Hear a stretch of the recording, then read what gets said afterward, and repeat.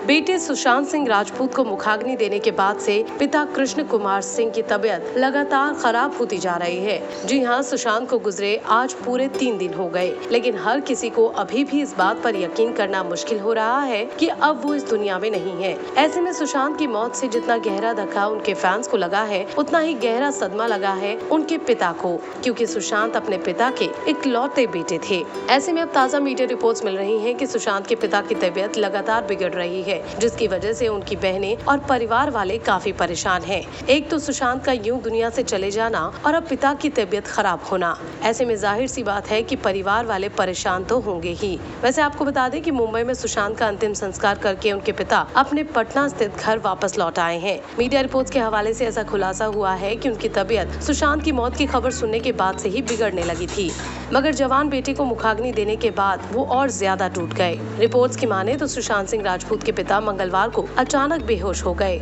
जिसके बाद उन्हें पटना भेज दिया गया। पटना पहुंचने के बाद भी उनकी तबीयत में कुछ खास सुधार नहीं हुआ।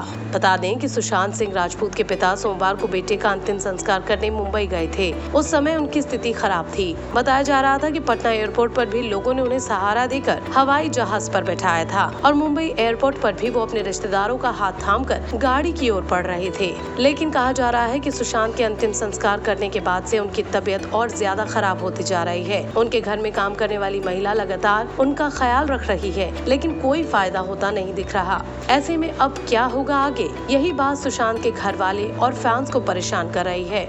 आपको बता दें कि सुशांत अपने परिवार के इकलौते बेटे थे।